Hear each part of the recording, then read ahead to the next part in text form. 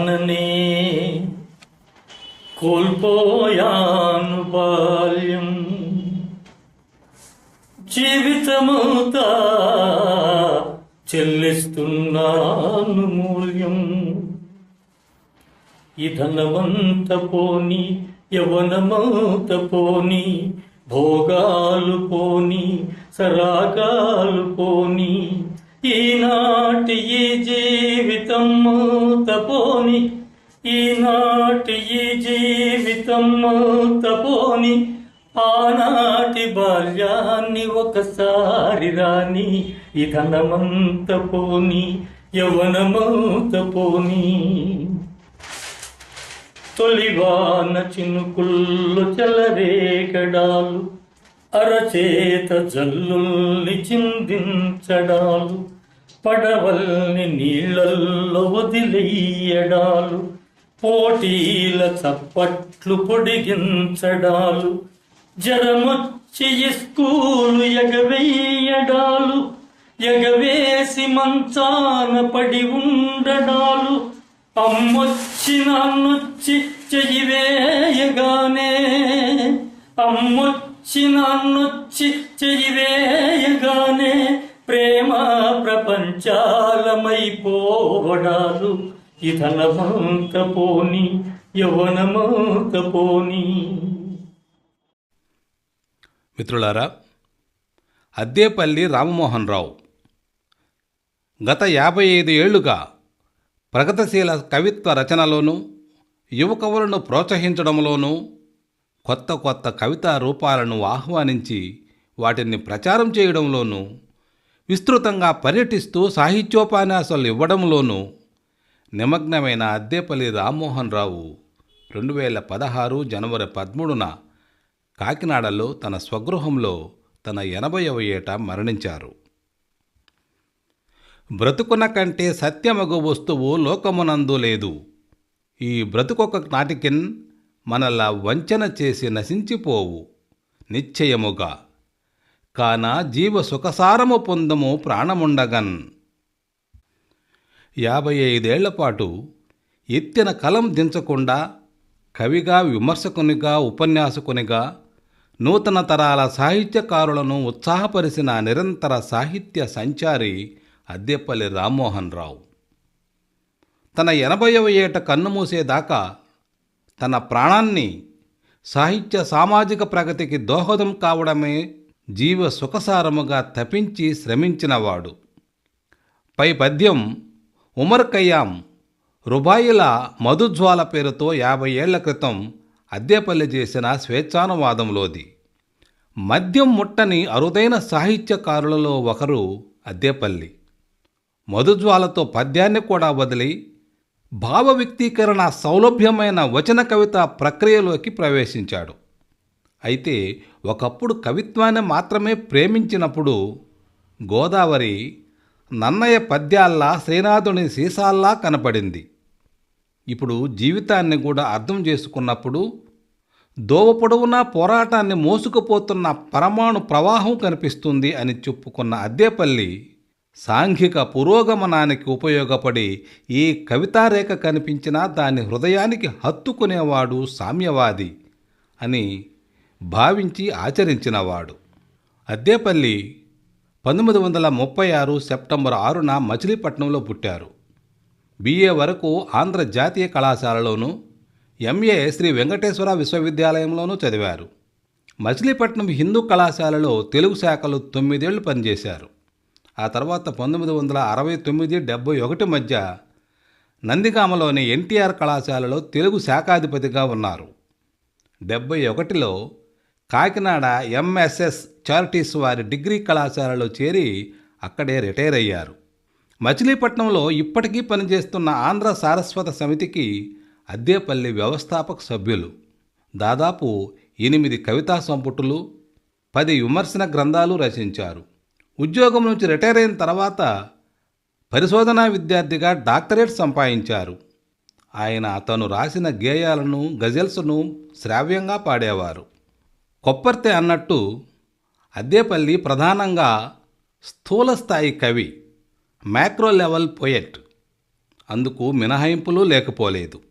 పాలక వర్గాల రథం ఆగితే నెడతారు, సాగితే తిడతారు అని ప్రగతిశీల శిబిరం లోపల గల ఒక విమర్శకు సాక్ష్యంగా ఇందిరమ్మకు భజన చేసే వారిపై 1972లో అద్దేపల్లి రాసిన పాట ఆనాడు అనేక వేదికలపై గానంగా వినిపించేది.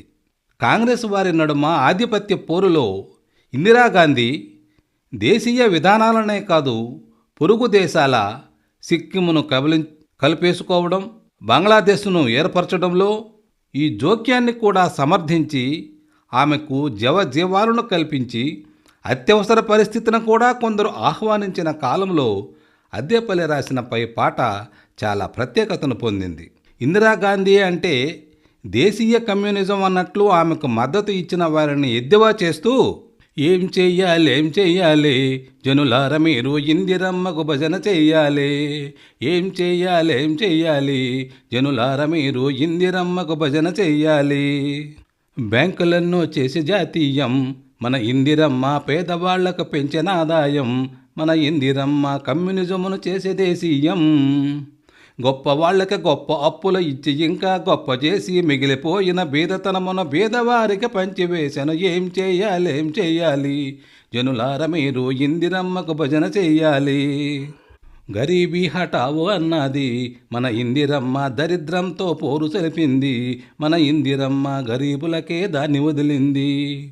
ఇందిరమ్మే సామ్యవాదం ఇండియాలో పండుతుందని, పేదవారికి పెద్దవారికి భేదమికపై నశిస్తుందని, ఇంద్రజాలంలో మునిగి ఎదురుదిరిగే దమ్ము లేనప్పుడు ఏం చెయ్యాలి జనులార మీరు ఇందిరమ్మకు భజన చెయ్యాలి అని అద్దేపల్లి గొప్ప వ్యంగ్య వైభవాన్ని ప్రదర్శించాడు. సమాజానికి ఎప్పుడూ ఒక పురోగమన వేగం ఉంటుంది, దానితో పాటు పరిగెత్తగలిగినప్పుడు అది యవ్వనం అన్నాడు అద్దేపల్లి. తెలుగు సాహిత్యంపై బలంగా ప్రసరించిన సామాజిక ధోరణుల ప్రభావాలన్నింటినీ అవి వస్తు రూప సంబంధం ఏదైనా తనలో నింపుకొని కాలంతో పాటు నడిచి నిత్య యవ్వనులా జీవించినవాడు అద్దేపల్లి. దళితులపై సాగుతున్న దోపిడీ పీడనల్ని మేకల్నే బలిస్తారు అనే కవిత ద్వారా వ్యక్తీకరిస్తూ మేకలన్నీ సింహాలై ఊపస్తంభాన్ని ఎదుర్కొనే రోజొస్తుంది అంటాడు. యూపస్తంభం అంటే యజ్ఞములు బలిపశువును కట్టి ఉంచేది. అద్దేపల్లి రామ్మోహన్ రావు కవిత ఆకలి కడుపుల మీద అగ్ని సంతకం. కవితా గానం చేసిన వారు డాక్టర్ జీవి కృష్ణయ్య. ఆకలి కడుపుల మీద అగ్ని సంతకం కవిత వినండి. నేను ఉన్నత వర్గాల కర్కశ పదఘట్టనల కింద అనంత చరిత్ర ఆక్రోశిస్తున్న అట్టడుగు సత్యాన్ని, నేను ఆకలి పేగుల మూలమూలల్లో అంటుకున్న అగ్ని జ్వాలల్లో కాలి మసైపోతున్న కలల కైలాసాన్ని, నేను హంతక రాజకీయాల రక్తసిక్త హస్తాల్లో ఆఖరి ఊపిరి దాకా చెరసబడుతున్న నిర్మలత్వాన్ని, నేను కసితో జ్వలించి కడుపులోని రక్తంతో అరణ్యాల్ని మండించి కొండల్ని రగిలించి నగరాల్ని వణికించిన ఉద్యమ చారుత్వాన్ని, నేను నెత్తుటి నేలలో అమరవీరుల పాతిన గుండెల్లోంచి అరుణ వృక్షాలుగా చీల్చుకొచ్చిన అసంఖ్య నాయక భాషణాన్ని, నేను విషం కక్కుతున్న చరిత్ర పడగల్ని విరిచేస్తున్న అణగారిన జనాల అపరిమిత అజిత సాహసాన్ని,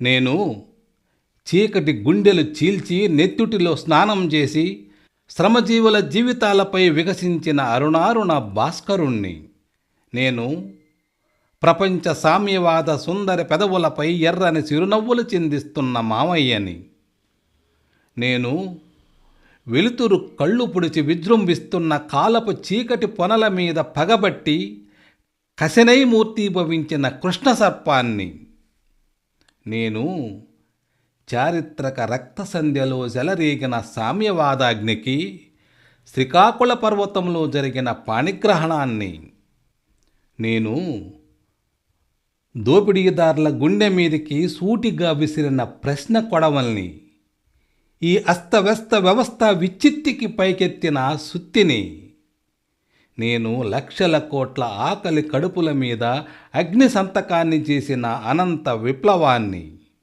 నేను లక్షల కోట్ల ఆకలి కడుపుల మీద అగ్ని సంతకాన్ని చేసిన అనంత విప్లవాన్ని. ఈ కవిత రచనాకాలం 1972.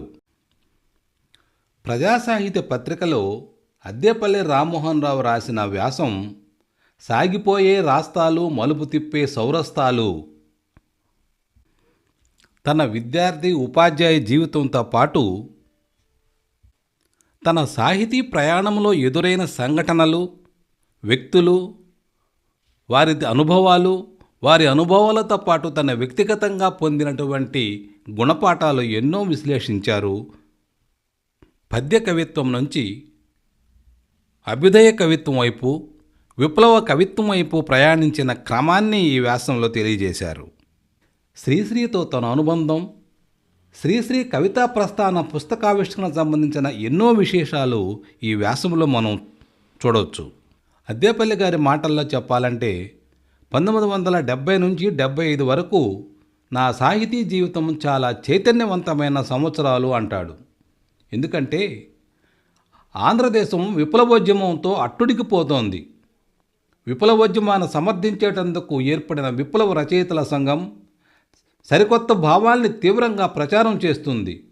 అంతకుముందు గొప్ప రచయితలుగా పేరు పొందిన శ్రీశ్రీ, కొడవడగంటి మొదలైన వారు ఎందరో విప్లవ రచయితల సంఘంలో చేరి కొత్త భావజాలంతో రచనలు చేస్తున్నారు.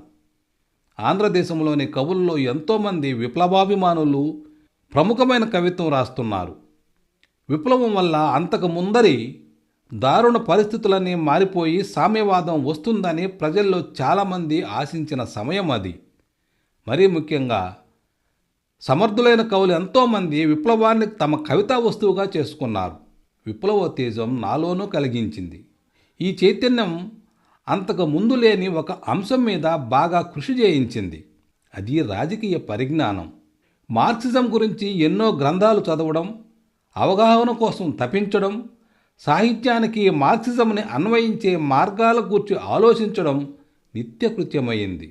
ఆ రోజుల్లో రష్యా నుండి ఎన్నో రాజకీయ సాహిత్య శాస్త్రాల గురించిన గ్రంథాలు అతి చౌక ధరకు వచ్చేవి. వచ్చిన ప్రతి పుస్తకాన్ని విశాలాంధ్ర బుక్ హౌస్లో కొనేవాణ్ణి. ఆ 5 ఏళ్ళు ఆవేశం పూర్తిగా ఆక్రమించిన రోజులు. విప్లవ కవితలు చాలా రాశాను, ఎన్నో పాటలు రాశాను. విప్లవ రచయితలతో, శ్రీశ్రీతో ఎన్నో సభల్లో పాల్గొన్నాను. అనంతర కాలంలో నా కవితలు రక్త సంధ్య అనే పేరుతో ప్రచురితమయ్యాయి. విప్లవ సాహిత్యం ముందుకు తెచ్చిన ముఖ్యమైన అంశాలు 3 ఇక్కడ చెప్పాలి. 1, అంతకుముందు అభ్యుదయ కవిత్వంలో పరిష్కారం లేదు. దీనిలో పరిష్కారం ముఖ్యం. విప్లవ సాహిత్యానికి రాజకీయం ప్రధాన సూత్రం. 2, 3, కవిత్వంలో అభివ్యక్తి గురించి ఆలోచన అవసరం లేదు. వస్తువు, విప్లవ వస్తువు మాత్రమే సర్వమూ అవుతుంది. నాలో విప్లవావేశం ఎంత ఉన్నా పటిష్టమైన సాహితీ సృజన పునాదిగా ఉన్నవాణ్ణి కాబట్టి విప్లవ సాహిత్యంలో మమేకం కాలేకపోయాను. పరిష్కారం కాలానుగుణంగా సామాజిక చలనసూత్రాల మీద ఆధారపడి ఉంటుంది కానీ భావజాలంలా అది శాశ్వతం కాదు. పరిష్కారమే కవితా వస్తువైతే దానికి చిన్న పరిధి మాత్రమే ఉంటుంది. కానీ సమాజ వైరుధ్యాలన్నింటినీ చెప్పే విస్తృతి ఉండదు. అందువలనే 1975 తర్వాత ప్రగతిశీల విస్తృతి పరిధి అనివార్యంగా వస్తువుకి ఏర్పడింది. కవిత్వంలో కేవలం రాజకీయమే ముఖ్యమైతే ఆ రాజకీయానికి నేపథ్యంగా ఉన్న ప్రజా జీవితంలోని సకల పార్శ్వాలు, జీవన వాస్తవికతలు అదృశ్యమైపోతాయి. అందువల్ల కేవలం రాజకీయ స్పృహ మాత్రమే ఉన్న కవిత్వం విశాల ప్రజానీకానికి దూరమైపోతుంది. సాహిత్యానికి అభివ్యక్తి చాలా ముఖ్యమైనది. మార్క్స్, లెనిన్ తదితర మార్క్సిస్టు మేధావులందరూ ముక్త కంఠంతో చెప్పారు. నినాదప్రాయమైన రచనలు ప్రయోజనం నెరవేర్చలేవని చెప్పారు. మార్క్స్, లెనిన్ల సాహిత్యపరమైన అనుభూతి జగత్ ప్రసిద్ధం. షేక్స్పియర్ మార్క్సిస్టు కాదు. అయినా మార్క్స్కి ఆరాధ్య రచయిత. విప్లవ రచయితలు, విమర్శకులు విప్లవ కేంద్రీకృత వస్తువును గూర్చి ఎన్నెన్నో లోతైన పరిశీలన చేశారు కానీ శిల్ప వివరణను అప్రస్తుతంగా భావించారు. పైగా శిల్పాన్ని అనావశ్యకంగా కూడా చూశారు. ఇది నాకు నచ్చేది కాదు. విప్లవ రచయితల వల్ల మార్క్సిజంలోని అనంతమైన విషయాన్ని అవగాహన చేసుకున్నాను కానీ ఇలాంటి అంశాలు చాలా అహేతుకంగా కనిపించేవి.